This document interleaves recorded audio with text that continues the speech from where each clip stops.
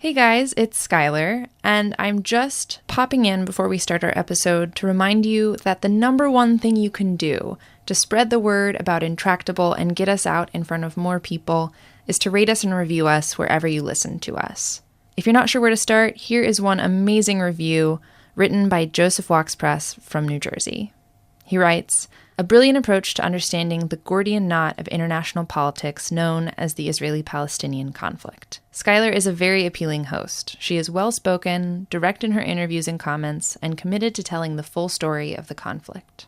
A true innocent, she is neutral and not steeped in Mideast history and politics, but demonstrates the ability to learn and to teach her audience from insightful interviews with both Palestinians and Israelis, and, most fascinating, with those of mixed heritage.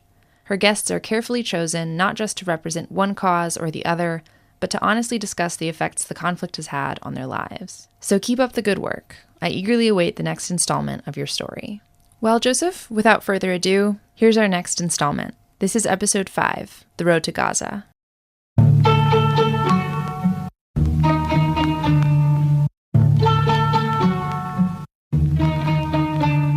This week, we're coming to you with a different episode than the one we hoped to be producing. But by now, you've heard the news. Gaza health authorities say at least 55 Palestinians died Monday during mass protests. Officials in Gaza say that Israeli forces have shot dead at least 41 protesters and injured 1,800 others. The deadliest day of violence in nearly 4 years. The deadliest day since the 2014 war here.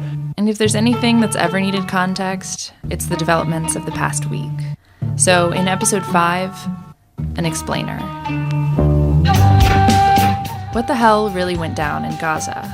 What motivated the protests on the border with Israel, and what didn't motivate the protests? Why did parts of it turn violent, and what exactly was the aim of those violent protesters? What was the Israeli military response, and why? And most importantly, what's the backstory beyond the headlines? What is daily life really like in this small strip of land, hemmed in on all sides by Israel and Egypt? And how did we get here? This is episode 5, The Road to Gaza.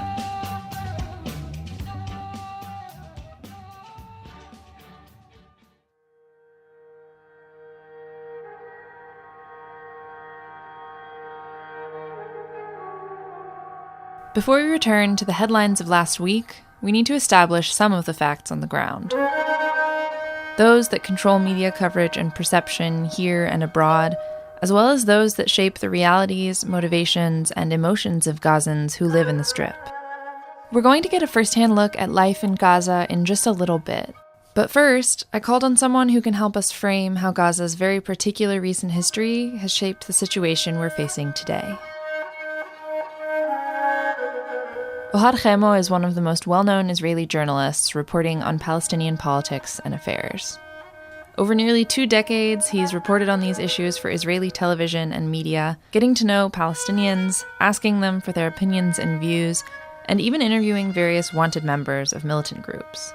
He's one of the few Israelis who still travels extensively throughout all parts of the West Bank, including Area A, and until 2006, regularly conducted interviews in Gaza as well. That year, though, following Hamas's widely publicized kidnapping of Israeli soldier Gilad Shalit, the Israeli army formally forbade entrance to Gaza to all Israelis, including members of the media. And while this has made Ohad's reportage on Gaza that much harder, he says there are quite a few personal reasons why he understands the policy. Last time I've been there, in 2006, a militant group, tried to kidnap me. I got this phone call from someone here in Israel that says that there's a few people who are looking for me. This moment, they told me exactly where I am. I said, yes, that's right. So they told me, okay, in 5-6 minutes, if you're not going out of there, you are being kidnapped. So go out. That's what I've done. This is Gaza. There is a good reason for the IDF not to allow us to enter there. Still, Ohad says, the closure of Gaza to Israeli media, even for safety reasons, means that even if Israelis understand the facts of Gaza, they don't understand the realities of life there, because they don't see it. I think that in a way this is the tragedy of Gaza, because we don't know anything about what happens there. And since we don't have this intimate relationship with Gaza, what happened is that the ignorance. So Ohad does his best to work around the closure, to work remotely to document the human side of the numbers we do know. Numbers like the fact that 46% of Gazans are unemployed, or that 60% of Gaza's 1.8 million residents live below the poverty line, and that beyond the shortage of electricity and clean water which affect their daily lives, there's also a pervading sense of helplessness, a desperate feeling of isolation from the outside world. And the results, particularly the reactions to two of Ohad's recent productions about life in Gaza, have revealed to him the extent to which Israelis don't see reality on the other side. Whenever you see it visually, whenever you really feel, can see, can understand emotionally what happens there, I think that it changed the whole story.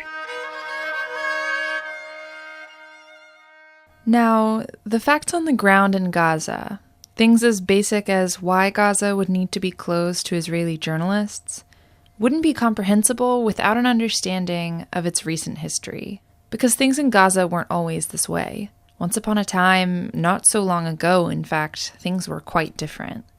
But for the past decade, the major issue facing Gaza is the blockade placed on it by Israel and Egypt.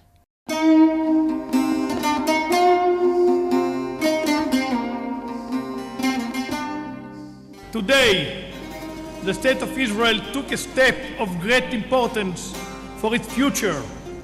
The government of Israel approved the disengagement plan I presented. We sent a clear message to the people of Israel, our Palestinian neighbors, and the entire world. Israel is taking its future into its own hands. In 2005, Israel unilaterally withdrew from Gaza, evicting the 8,000 or so Jewish residents of settlement communities in the region and fully leaving Gaza. In 2006, Hamas, the group that was responsible for suicide attacks, bombings, and other militant actions against Israeli civilians, won popular elections for the first time. The international community largely viewed Hamas as an illegitimate power because of these past actions, and in the face of Hamas's electoral win in Gaza, threatened to cut diplomatic ties and cease foreign aid until the group would recognize the legitimacy of Israel, promise to end its violent campaigns, and consent to the same diplomatic agreements that the Palestinian Authority, led by Hamas's rival, Fatah, had reached with Israel. Hamas refused. In turn, Israel closed the land and sea borders on 3 sides of Gaza, and Egypt, fearing Hamas's connections to Iran and Hezbollah, as well as the prospect of losing their military aid funding from the United States, closed Gaza's border with the Sinai Peninsula. Gaza was effectively locked in on all sides. Hamas went to war with Fatah, and in a decisive victory, managed to suppress any opposition. I think that Hamas really managed to frighten people. I mean, it's a very, very strong regime. People in Gaza are afraid of them, very authentically. They're really afraid. During the first years, there was really, torture. Many of the Fatah members and everything entered into the prison. So I think that in a way today, no one can raise his head and become a real serious opposition. Between Israel's withdrawal from Gaza in 2005 and Hamas's consolidation of power in 2007, the two sides regularly exchanged rocket fire. And twice since then, in 2008 and 2014, have been at war with one another. The blockade of Gaza, which was meant to starve Hamas of its power and some say forced the people of Gaza to turn on the group, has done many things. But not that. The narrative today in Gaza is that Hamas is a victim, exactly like the residents. The problem is because of Abu Mazen. The problem is because the PA is starving Gaza. This is what people think there. So this is interesting. I think this is a main achievement of Hamas, the fact that they're getting very far from being blamed as responsible for what happens. As far and as long as the situation has become worse in Gaza, then the responsible, as far as the Gazian people understand, is not Hamas. It's Israel, it's Egypt, but especially it's the PAs, but the Palestinian Authority.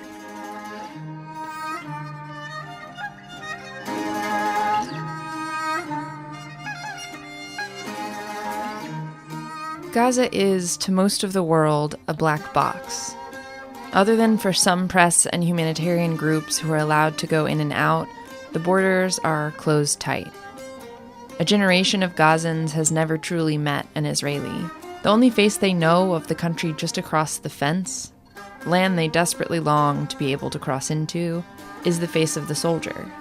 And the only real option for political action in Gaza since 2007? Pretty much Hamas. So what we have in Gaza are about 2 million people living for the most part in poverty, for the most part without work, for the most part without prospects, and with an uncertain future. What foreign aid does go into the Strip is often spent by Hamas instead of making it to the people who need it most.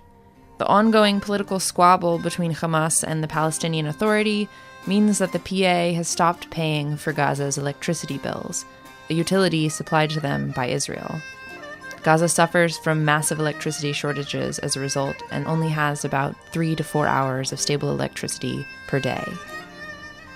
But like Ohad said, you can't really understand these things unless you hear or see or feel what it means to be living in these conditions. So let's go inside Gaza.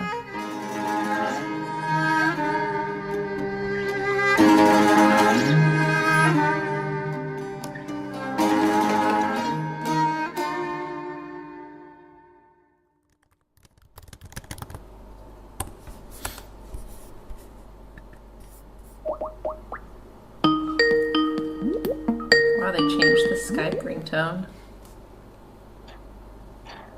Hi. Hi, Mohammed. How are you? Can you hear me now? Yeah, it's perfect. That's actually amazing. Yeah, it's on my side. And can you see me well? Yeah, I can see you just fine. Thanks. I'd like you to meet Mohammad Arafat. He's a 25-year-old writer who was born and raised in Gaza and who, because of the blockade, has never left. I come from a poor family. I'm the eldest boy. I am the only one working in the family. I have 3 brothers, 4 sisters. One of my sisters is married. She has 6 babies already. 2 of them are twins. That's a huge family. Yeah, very huge. He has a few different jobs, but I found him through his participation in an organization called We Are Not Numbers, which publishes the writing of young Gazans like Mohammed. Mohammed and I have been corresponding over the past month or so, talking about what life is like for him, how all of the recent developments and events have felt from inside Gaza, and for the most part, talking about things like his family, his hopes and dreams, his feelings about the future, and what it was like growing up in this place, the bad and the good. All my life, since I started to feel my life in Gaza, like to feel what's going on around me, okay? Everything around me was just bombs, suffering, and everything.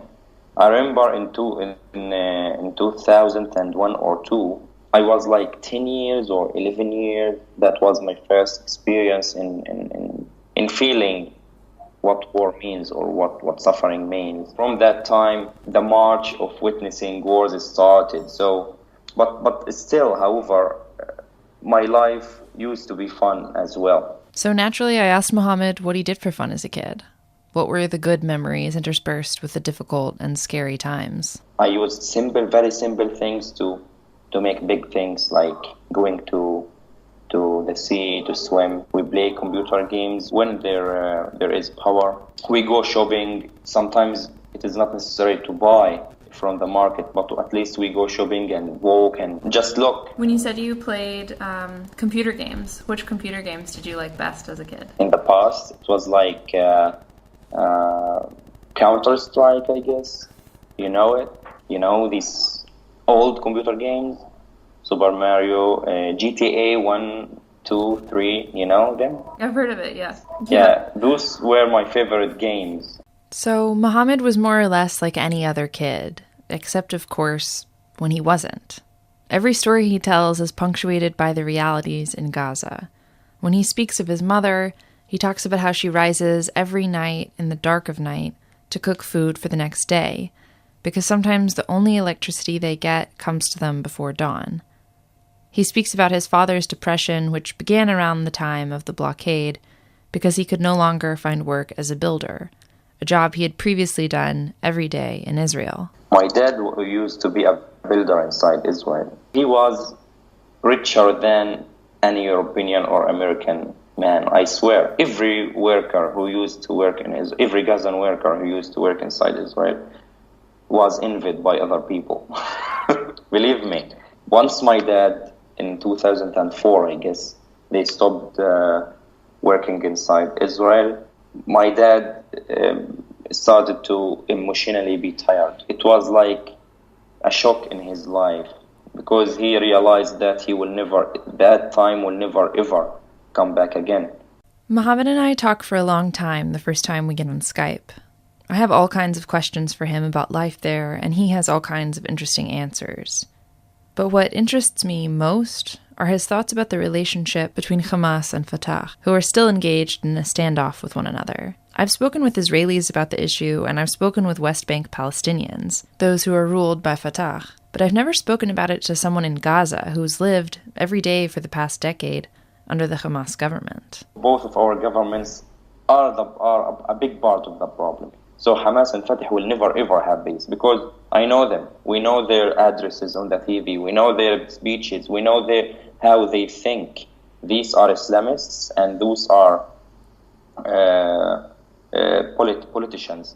These ones, they don't know about anything about politics. Those ones know nothing about how Hamas thinks. So it is just so complicated. And both of them are living, but the victims are only us, the citizens of Gaza, not the citizens of the West Bank, because the West Bankers, I think you went to the West Bank and saw how people live. It is very different. When we get off of Skype, I ask Mohammad for a favor. I want to pass the mic to him, in a way, to capture the sounds of Gaza, something I'd do myself if I could get in. And Mohammad would have the opportunity to talk to us directly, to share what he thinks and feels throughout the day. Mohammad said he'd be happy to, and what I got back from him were a sort of patchwork soundscape. Cars honking in midday traffic as a call to prayer wafts over the sounds of the drivers.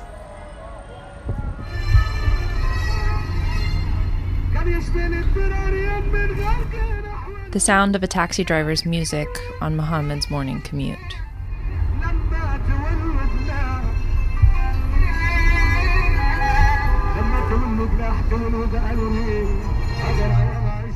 At one point, Mohammad turned on his recorder and talked with his younger brother, who had just returned home from a morning English exam. These exams were supposed to start later this month, but the Ministry of Education decided them to start sooner, before May 15th, which is the date of the Palestinian Nakba anniversary, where tens of thousands of Palestinians in Gaza will march on borders to ask for their rights of return. Faris looks a bit furious, but let me ask him how his exam went and if he did well in it. Faris, how are you? Fine, alhamdulillah. You look a bit furious. Are you mad at the exam? Today the exam is very difficult, and all my friend student maybe can't answer to all the question in exam. Why? What's wrong? It's difficult. Just difficult? You didn't prepare yourself well? Yeah, I'm study well, but the exam, it's difficult. The girls can answer in all the question, but the boy can't answer that. Why not? Because the girls very smart, but we not. I just pray that you will pass the exam. The protests Mohammad mentioned in that recording are the very ones we're making our way back to discussing now. In Jerusalem, a moment of triumph as U.S. and Israeli officials celebrate the opening of the U.S. Embassy in Jerusalem. At the same time, in Gaza, the violent reaction that move is fueling.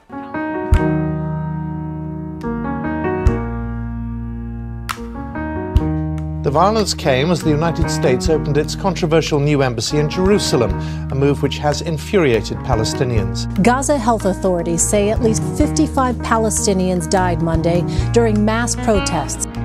This is one of the bloody days. Tomorrow we're expecting a similar sort of protest. There's a very succinct Latin phrase that sums up what happened in the media on May 14th. Post hoc, ergo propter hoc. Or, after this, therefore because of this. In other words, members of the media saw the two things happening on that same day and immediately stitched together a very comfortable and easy narrative that the protests were happening because of the embassy move to Jerusalem. But the protests, known as the Great March of Return, had been going on for a month and a half already by the time the Trump delegation arrived in Jerusalem. The movement had goals and grievances far broader and more ambitious than anger over a new name tag on the American consulate in Jerusalem. They had begun on March 30th, the day known to Palestinians as Land Day, and were set to continue every day until May 15th, Nakba Day. By the time we arrived at May 14th, the fight between protesters and Israeli border police and military had been flaring up and settling down, and flaring up and settling back down. Things tended to heat up on Fridays when the largest crowds bust in from Gaza's urban centers. Typically, the news crews rolled in with them. There had already been dozens of casualties, prompting questions within Israeli society about the actions of the IDF. Wasn't it an example of excessive force? What could the military be expected to do if large crowds attempted to tear down the border fence, or when young men threw Molotov cocktails or launched kite bombs into Israel, setting ablaze hundreds of dunams of land? Even Israeli media was having a hard time picking apart the chaos at the border. And then, on May 14th, along with the embassy move, came the foreign media in full force.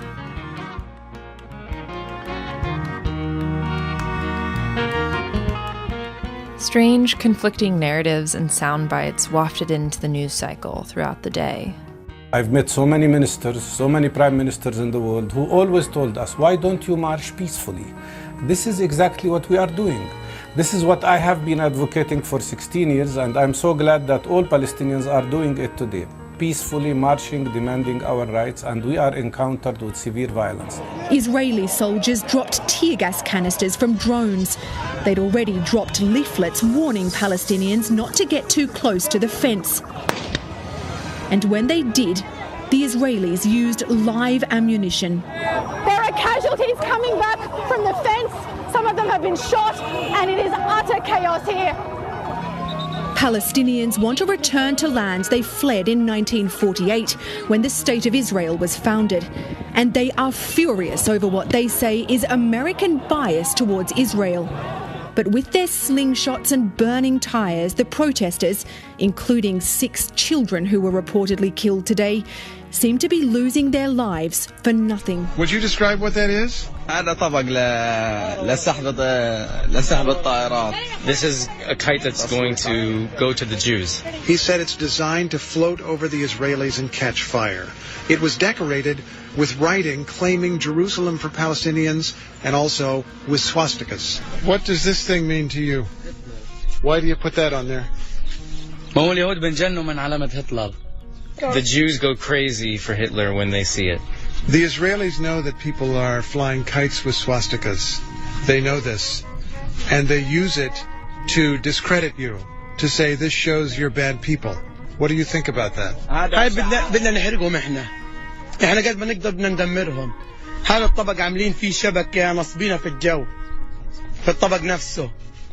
عشان الطبق يصير حوالين الطيارة نسحب الطيارة. This is actually what we want them to know, he says, that we want to burn them. Stories rose up and were snuffed out, like the tragic story of the Palestinian baby who died after exposure to Israeli tear gas, but who, a Gazan doctor later anonymously told media, had likely died from a congenital heart defect that she had been born with. The media war continued, and the Israeli Ministry of Foreign Affairs, realizing that the real battle was perhaps not on the border at all, but instead was playing out online and on air, decided to fight fire with fire, posting videos like this one to display the view from the other side of the border. يلا رجال يلا رجال الله أكبر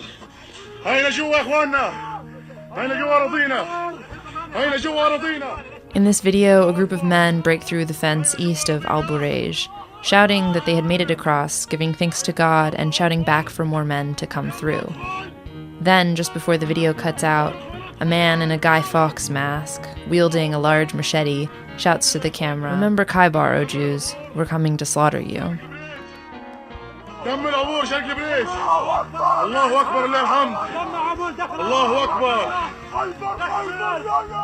Khaybar, an oasis in the Arabian Peninsula, was the site of a 7th century battle between Jewish and Muslim troops, a battle that Muslim troops eventually won.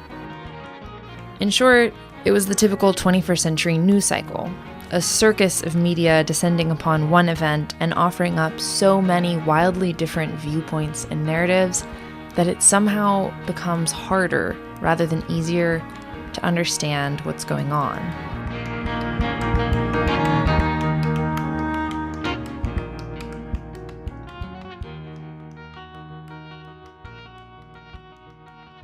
There are a few things we do know about the protests, and a few takeaways in light of the way it ended.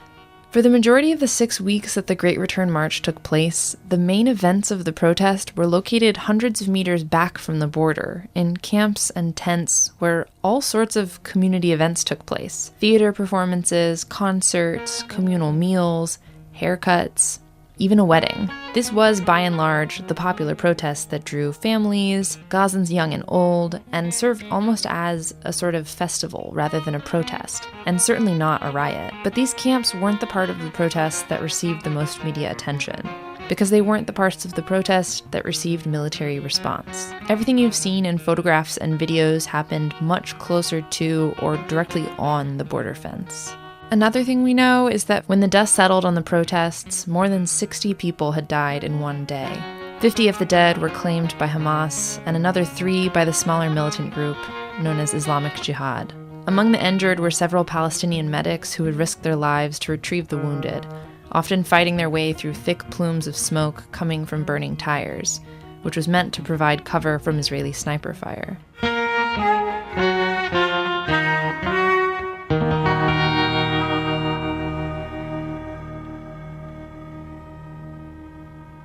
I'm curious, since you're so connected to the pulse of what's going on in the Palestinian territories and in Israel, is it frustrating for you at all to see the way that foreign media reports on events like what happened last week? Yes, it is. Because what happened last week was the fact that it really was Hamas members who entered into the zone of the fence. For the first time of the existence of Hamas, they allegedly believe with popular resistance. I mean, it's something. The DNA of Hamas is not like this. The DNA of Hamas, I mean, the genetic code of Hamas is something totally different. It believes with terror attacks, with violence, with everything. And then I think that in a way Hamas got to a point that they cannot do anything in Gaza. They're afraid, or they don't want to enter into a new war. They've got a problem with the tunnels. They've got an economical problem, so they don't really have any chance. Then they just climb on this thing that's called popular resistance for the first time of its existence, really, since 1987. You couldn't see Hamas support with popular resistance until now.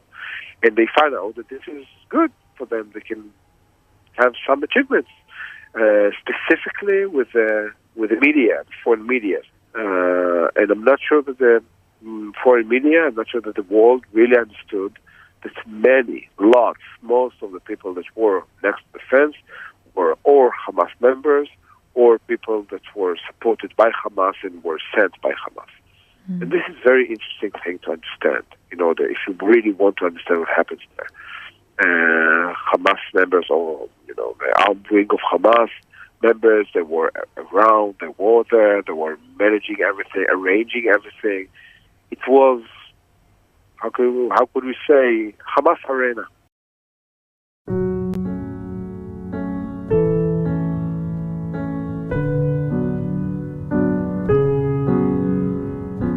The day after the protests, on May 15th, I messaged Mohammad to ask him what was going on and to check in to be sure he was safe.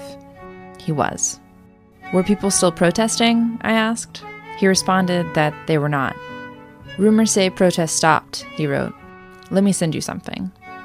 A few minutes later, Mohammad sends me a translation of an Arabic news article. Egyptian sources informed Israeli newspaper Israel Hayom that Egypt told Hamas political desk leader Ismail Haniyeh that Israel would assassinate him and Egypt wouldn't interfere if he doesn't stop the demonstrations on the border. The same source said that Haniyeh, who visited Egypt 2 days ago, was, quote, rebuked and insulted when he met with the head of Egyptian intelligence. The source added that Egypt informed Haniyeh that more killings would occur if the protests remained, and Hamas would be the only one responsible. The Egyptian source stated that Israel had showed Egypt proof that Hamas had paid protesters to go to the border, asking Haniyeh to go back directly to Gaza to stop the protesters right away, or else face the assassination of Hamas's leaders. Israel claims that demonstrations have stopped after what happened with Hamas's leader, adding that if the atmosphere remains calm, the lives of Gazan people will be eased. After that, Mohammad wrote, my friends who are cameramen went to the border, and they say it looks like a desert over there.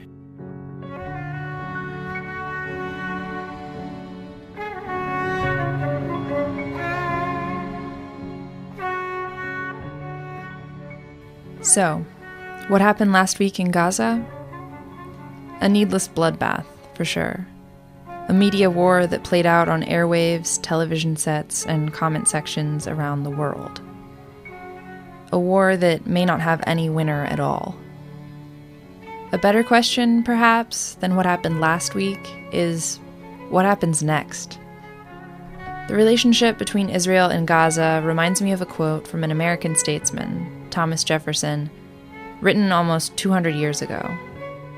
As it is, we have the wolf by the ear, and we can neither hold him nor safely let him go. Justice is on one scale, and self-preservation on the other. No one pretends that the situation in Gaza is sustainable. But for now, Gaza's citizens, like Mohammad, return to the painful normalcy of the blockade they've known for the past decade. And in the absence of gunshots and burning tires, it seems like the rest of the world moves on. Next time on Intractable, we're back to our regularly scheduled programming. In episode 6, we return to the question I posed in our previous episode. What do the people really want? We'll speak with a veteran scholar of conflict studies, an Israeli psychologist who has a theory about the mental foundations of intractable conflicts, and a Palestinian statistician who has his finger on the pulse of public opinion on both sides of the Green Line. For now, this is Skyler Inman, and this has been Intractable.